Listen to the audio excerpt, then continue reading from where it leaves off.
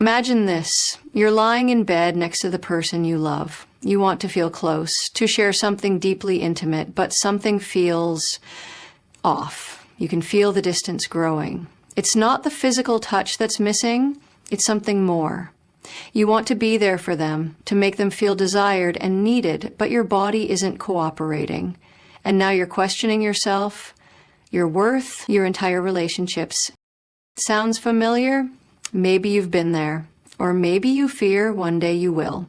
This is the harsh reality of erectile dysfunction, or ED, something that millions of men deal with, yet rarely speak about. It's not just a physical condition. It's something that creeps into your emotional state, your self-esteem, and most importantly, your relationship.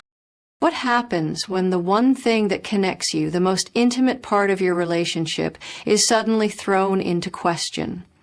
Can you still hold on to the connection you once had, or does it all start to slip away? Slowly, silently, with no warning.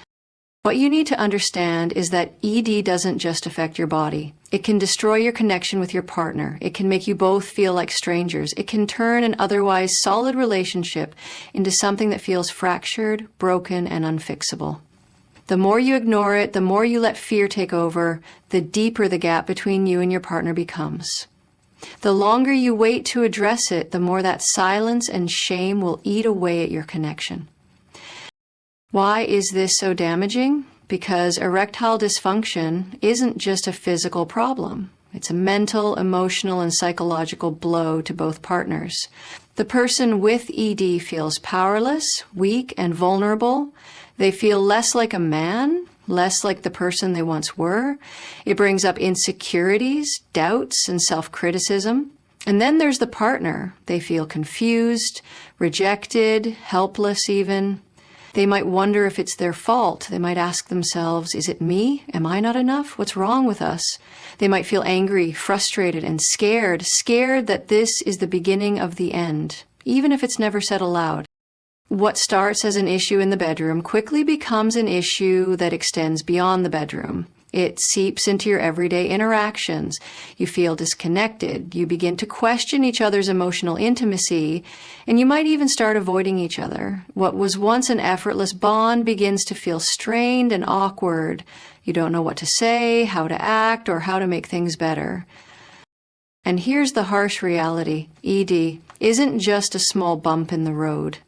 It can feel like the beginning of the end. For many, it starts small. Maybe one night you couldn't perform. Maybe you were under stress. But the more it happens, the more you start questioning if there's something fundamentally wrong with you.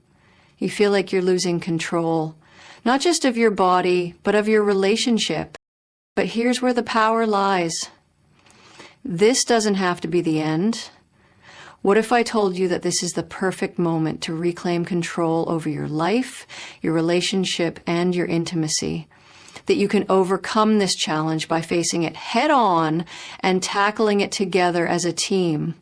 Because avoiding it, suppressing it, pretending like it's not there, that's what really destroys a relationship. And that's what most people do. They hide in shame. They cover up their feelings. They let fear control them.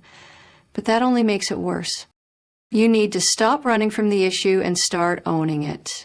Be vulnerable. It may feel terrifying, but that's where your power lies. The moment you face this problem together is the moment you stop letting shame dictate the terms of your relationship. The first step is communication. Not the surface level stuff, not the I'm fine kind of communication. No, you need to open up completely and talk about how this is making both of you feel. If you've been pushing this aside, pretending it doesn't matter, I get it. It's hard. But this is your chance to show your partner that you trust them with your deepest fears, with your emotions, with your vulnerability. When you sit down and tell your partner, I'm struggling with this, but I'm not giving up. I need you, I want you, and I'm ready to face this together. That is when the healing begins. That is where the intimacy can be reborn. It's important to remember that your partner wants to help even if they're scared or unsure how to. They want to understand, they want to support you, but they can't do it alone. They need you to lead the way. They need you to be honest with them. They need you to let go of the ego and the pride. And you need to understand, they're not going anywhere. They're not judging you. They're just as confused and scared as you are. But together, you have the power to fix this. Don't let this silent killer eat away at your relationship. Don't let it steal your confidence, your sense of self-worth, or your emotional intimacy. Instead, fight back, seek professional help, work on the physical, emotional, and psychological aspects of this together. You don't have to fix it alone, and you shouldn't try to. There are treatments, there are therapies, there are lifestyle changes that can help you. But most importantly, you need to work on your emotional intimacy first.